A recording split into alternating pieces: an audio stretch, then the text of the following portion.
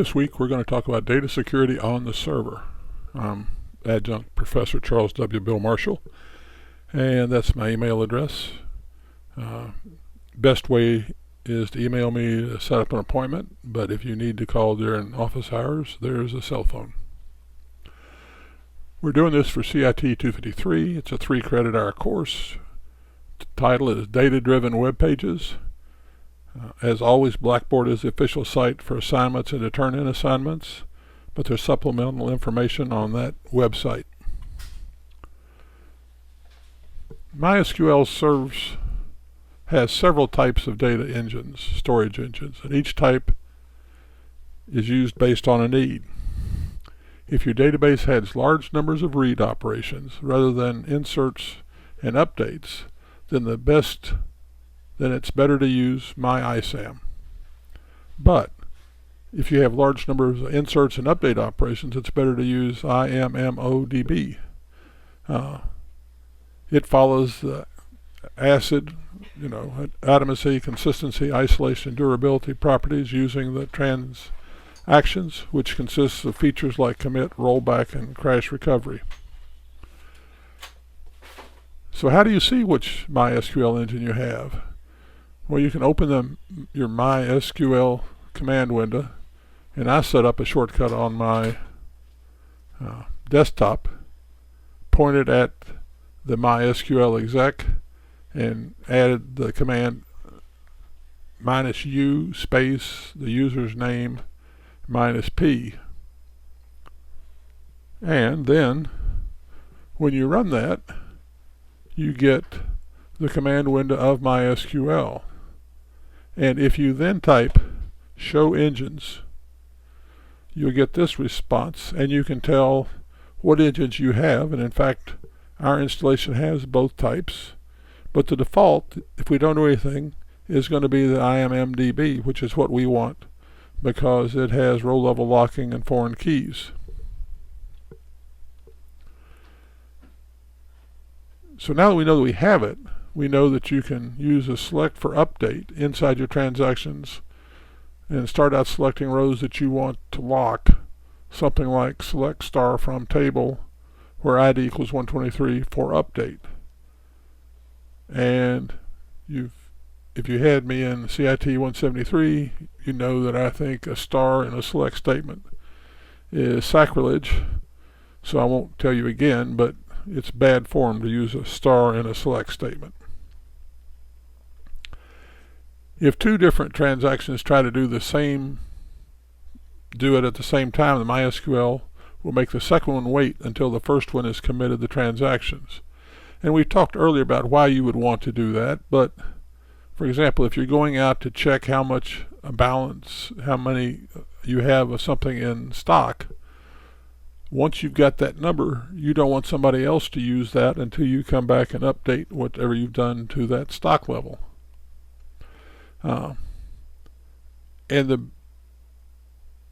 That way you're assuming the second transaction only looks at the row after the first one is done with it. So why is this needed? The main reason is to use locking is to handle concurrent questions the proper way. This is a must-required feature if you're dealing with important data like financial details. Suppose you have two concurrent users trying to access the same row. First user tries to deduct the user's account balance, and the second user tries to check the account balance to perform some action. So if the first request has not placed a lock, then it will allow the second transaction to read the row and go ahead with the process. But with this locking mechanism, the second user will be able to get the record, will not be able to get the record until the first user commits or rolls back the transaction. So it provides the following important statement to control transactions. To start a transaction, you say start transaction. The begin or begin work are an alias of the start transaction. And here's an example from in my class project. So I've opened this server connection, and if it didn't open correctly, I'm bailing out. But then I come down here and say on that connection, start the transaction. And now that I'm in a transaction until I stop work. To commit the current transaction and make the changes permanent, you use a commit statement. And here's an example. I simply say the connection query and send a commit, which flushes all the actions that I've done to that since begin work onto the disk. And this was a test to say, well, if I successfully did the commit, if it's false, then I didn't successfully do it, and echo a 1, which is a problem back to the calling program, else echo a 0. To roll back current transactions and cancel the changes, you use the rollback statement. And to disable or engage the auto commit mode of the current transaction, you use the set auto commit statement. And by auto commit, what we mean is, it's, I think, bad form, but you can start transactions and then just end the program. And the question is, if you do that, do you want everything to commit or not to commit? Again, I think that's dangerous, because if something causes it to crash, what's going to happen? I support that you ought to always commit or not commit, but there's a way to set it so it's auto commit. By default, MySQL automatically commits the changes. If you want to force MySQL to not commit changes automatically, you can use one of the following statements: set autocommit equal to 0 or set autocommit off. You can also use the following statements to enable autocommit explicitly: set it to 1 or set it to on. Alright, some more reading about MySQL transactions. I'm not going to read these URL to you, but these are two short videos that I think do a nice job. And here's one that talks about dirty reads. And dirty reads are a system where if you're running management type reports during the day, and you need to get a snapshot and know that it won't be something you can use as end of day or close books, but it's the best information you got at the time, with all the people entering orders and checking orders and shipping orders. If you wait to get the report to run when you can get nobody else has a record locked, particularly if the report you're doing is touching all your inventory, it may be middle of the night before you can get everything cleared to do that. So there's a thing called the dirty read, and that says, I want the best information you got now. I know that it may not be stable, it may not be repeatable, but I'm interested in speed. And this video will help you, or this write-up will help you understand that, and I think it's worth your time. Password encryption. Here are two links to talk more about how to do password encryption. We've talked about it some before, but these two links I think bear your review. Here's an example that I used in my addUsers. The first thing I did was look out for SQL injection. So I'm using the connection, using the real escape string to clean out this email and password and put them over into these two variables. Then I'm using password hash to take this raw password, and I'm using the password default because the reading I've done says that people really do a poor job trying to come up with a seed for the password hash, and that their best security is to use the default value. So that's what I did. Then I have to select to see if this user already has a record, and so I'm building a select statement where select user ID, email, and password hash from users where email equals t-email, which is this variable up here. And if I get a result greater than 0, that means probably only 1, that the word exists, and I send an error code of 2 back to the calling program. Else I come down and build a insert statement of insert into users, the user ID, the email, the password, the hash, the login, last change, and last visit values. And so I'm doing null because I want to auto generate that number. I'm sending the email address, the hashed passwords, and note the way that I'm putting quotes around strings.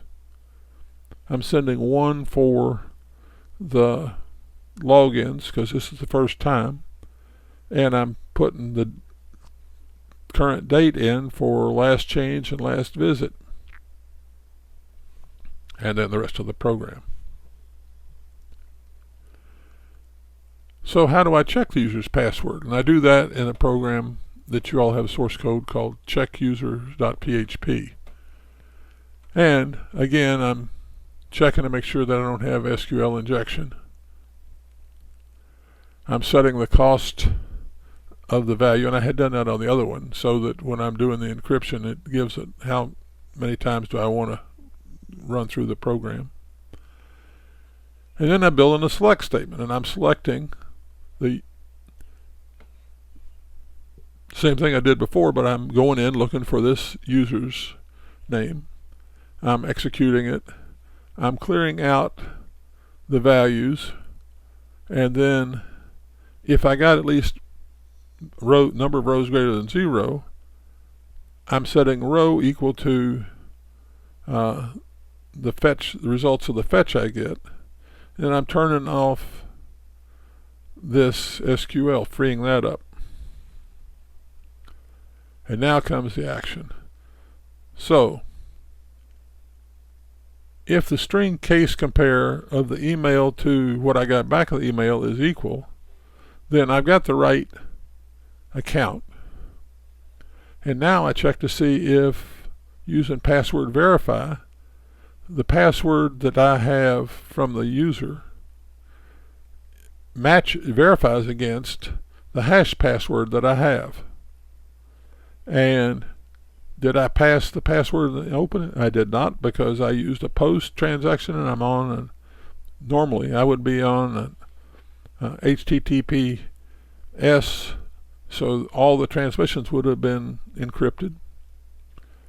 And if it's true that those match, I'm going to set the session value for email equal to the email, and the session user ID equal to the ID that I got from this select statement up here. And it turns out that I'm going to use that session user ID, which has never passed across the internet, as my session value to keep checking who I'm talking to through the rest of the process. There's an important thing called SSH to a remote server. I recommend that you watch these 2 short videos. I think they do a good job of explaining it. But if you want a more detailed explanation, and specifically how to set up some of the powers of SSH, this is like an hour, but if you're interested in that level of detail, it's pretty good listening. Okay. By this time you should be well into programming your class project. This week your homework is to submit source code for setting up a user on your website. So somebody comes into your user for your website for the first time. They don't have an account. I want to see how you're going to step them through setting up an account. And then I want to see how, the next time they come back, how you're going to authenticate that they have an account. And this is really more extracurricular, but if you look at the My Class Project sample that I put up, you're going to find out, and I think you will, if you use AJAX, use divs dramatically. And so you have one AJAX PHP file that's probably going to be the only page that the user ever loads during the application, but yet the face of the application is going to change dramatically, and divs are the key to making that work. So in mine I have something like this. So I have all these divs that I can set CSS cascading style sheets up to say how I want each to be and where I want them to appear on the screen. And I populate one called nav container with a login. But as the program execution goes along, you have the ability to create new HTML and then use a statement like that to put it into that div or that container. And so we're going to find the div that has the ID of nav container, and we're going to put this into it. And the important thing to remember is, when you, at the end of this statement, the only thing that's going to be in that div is this. So while this code is on the screen, you can talk to this div and this one and so forth. But later, you can have a screen that looks like this that sets a new contents for it and puts that into that div, and that's the only thing that's there. And in fact, you can have a statement like this that means there's nothing in that div. And so I'll leave it to your imagination and your checking of the code, but you need to be aware of the power of divs as you start programming in AJAX, because that's how you have the ability to change the look of your screen without having to do a page load. And this is CIT253, a 3-credit-hour course, data-driven web pages, and this was a week 12 data security on the server. It's shorter than prior weeks, and you're going to find out that each week is going to have a shorter lecture and less homework, quote unquote, because at this time you ought to be heads down getting it on building your class project, and I want to leave time to do that. And as you will notice, from here on in, your your weekly assignments are going to be subsets of your class project. If you have questions, want to comment or have a discussion, please email me at that email address. We'll set up a time that we can do a Microsoft Team meeting, or we can talk on phone. That's the cell phone during office hours. As always, Blackboard is the official site. I hope you've enjoyed this, and if you have suggestions on how I can make it more educational, please let me know. Thank you.